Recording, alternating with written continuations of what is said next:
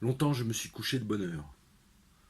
Parfois, à peine ma bougie éteinte, mes yeux se fermaient si vite que je n'avais pas le temps de me dire «je m'endors». Et une demi-heure après, la pensée qu'il était temps de chercher le sommeil m'éveillait. Je voulais poser le volume que je croyais avoir dans les mains et souffler ma lumière. Je n'avais pas cessé en dormant de faire des réflexions sur ce que je venais de lire, mais ces réflexions avaient pris un tour un peu particulier.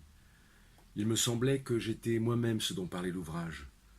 Une église, un quatuor, la rivalité de François Ier et de Charles Quint. Cette croyance survivait pendant quelques secondes à mon réveil. Alors c'est les 3 premières pages de la recherche des temps perdus. Ça va, ça vient dans la mémoire. Et quand je me les raconte, en me baladant, il arrive assez souvent que j'en oublie des petites parties. Alors je les réécris. J'ai remarqué notamment que quand on est dans un moment de grande émotion,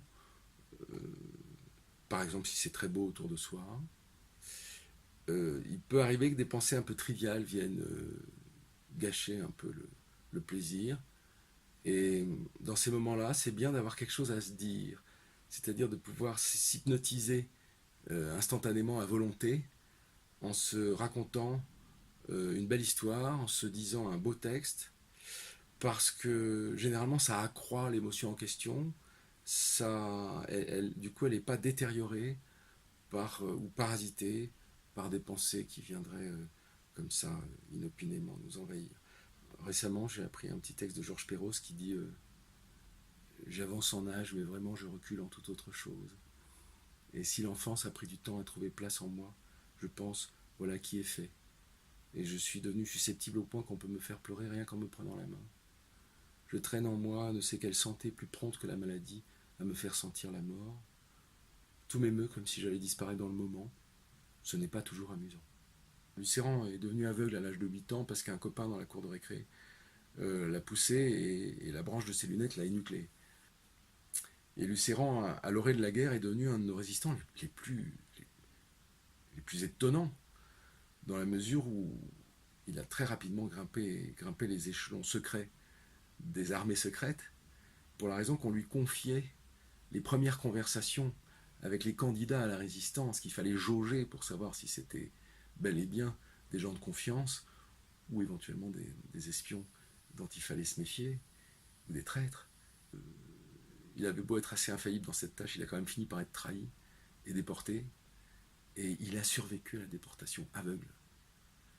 Et non seulement il y a survécu, mais il a vraiment constamment aidé les autres. Et il le faisait en partie, disait-il, puisque c'est quelqu'un qui a enseigné ensuite le français, il le faisait en partie grâce à ses lectures et aux récitations qu'il pouvait faire à ses camarades prisonniers.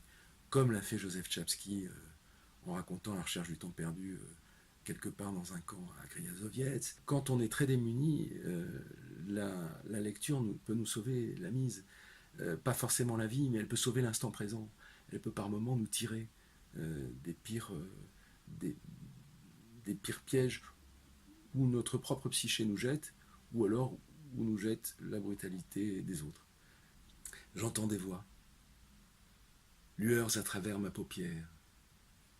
Une cloche est en branle à l'église Saint-Pierre.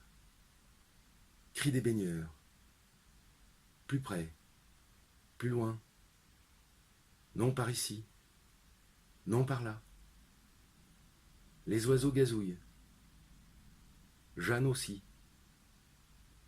Georges l'appelle. Chant des coqs. Une truelle racle un toit. Des chevaux passent dans la ruelle. Grincement d'une faux qui coupe le gazon. Choc. Rumeur. Des couvreurs marchent sur la maison. Bruit du port. Sifflement des machines chauffées. Musique militaire arrivant par bouffées. Brouhaha sur le quai.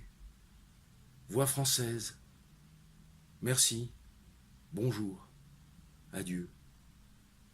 Sans doute il est tard, car voici que vient tout près de moi chanter mon rouge-gorge. Vacarme de marteau lointain, dans une forge. L'eau clapote, on entend haleter un steamer. une mouche entre, souffle immense de la mer.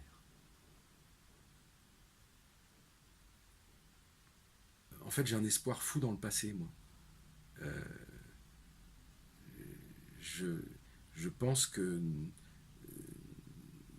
nos messies existent par foison. Euh, Ce sont les grands écrivains.